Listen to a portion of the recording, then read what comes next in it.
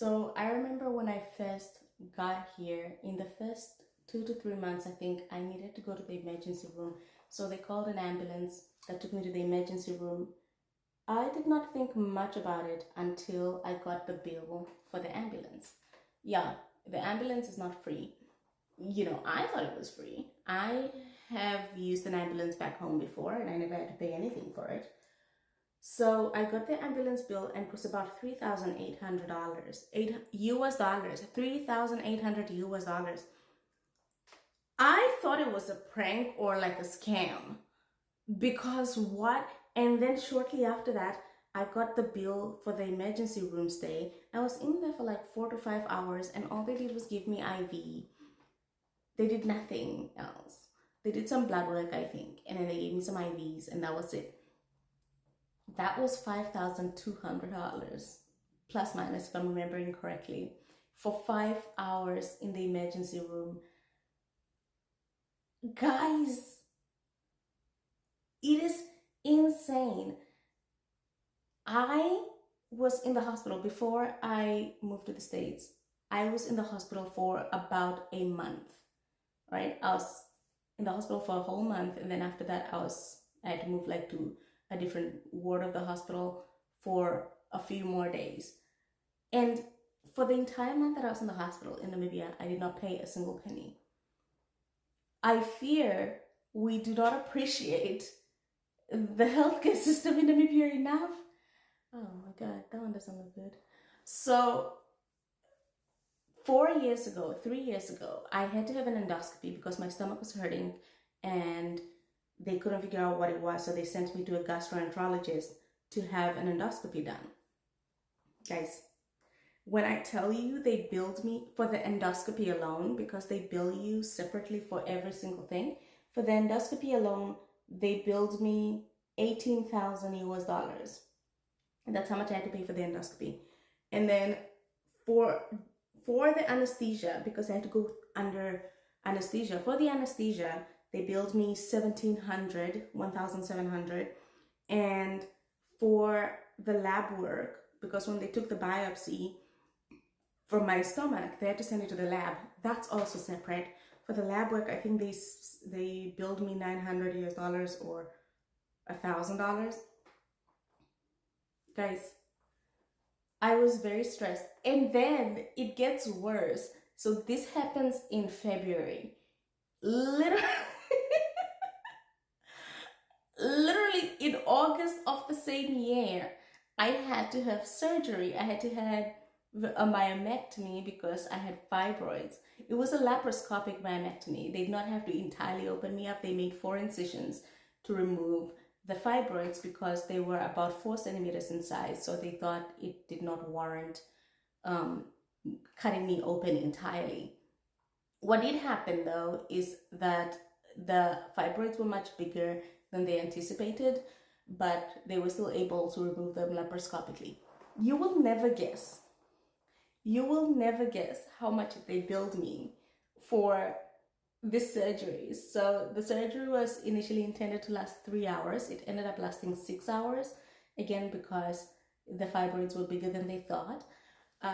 They billed me just for the surgery alone. Remember, they bill anesthesia separately. They billed me $58,000 for the surgery. $58,000 was what I had to pay for the myomectomy. And then for anesthesia I think was 3,600, which was separate. They did not need to do lab work, thank God. But guys, for this surgery, it cost 58, 57, between 57 and 58,000 US. I saw that bill and I'm just like, well, can you guys take a kidney out while you're in there and sell it? Because what? I was absolutely mortified. Now imagine having to go through that without insurance or any type of financial assistance, right? Like, people go into literal medical debt where they have to file for bankruptcy. They have their houses and their property taken away because they can't afford to pay their medical bills. And that is scary. It is absolutely terrifying.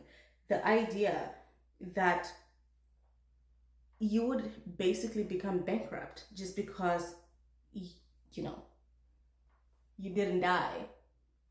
There's a running joke, which honestly I don't even think is a joke anymore, that, if you're sick, if someone is sick, don't call the ambulance, just drive them to the hospital or call an Uber, because there's like the amount that you're going to pay in just ambulance fees and then hospital fees is just not worth it. Like, I'm always like, if I got shot or something, just it's fine, I'll just walk to the hospital, because the ambulance bill is going to be absolutely diabolical. But yeah, it is. I think that is one of the few things that I took for granted back home and did not fully appreciate, because it is it's dangerous, guys. I keep hearing about stories of childbirth in terms of how much it costs to give birth here, and it's absolutely crazy. If you don't have insurance and you're giving birth here, you can pay 20, 50, near 100,000 US dollars based on one, how complicated the pregnancy was or how long you had to stay in the hospital. You could pay up to like hundreds of thousands of dollars if your baby had to stay in the NICU for a long time, if you had to have an emergency C-section, and this is if you don't have insurance.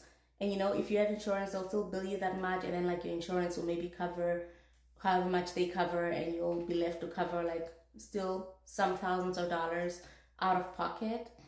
And that is so insane. You're like, oh, I want to have a baby, and most of the time you're deterred or you're scared of having a baby purely because of the process of giving birth. Like that is terrifying, to either be cut open or like push a baby out. I think the number one fear of people having babies here is not the physical process, but the financial burden it comes with just giving birth.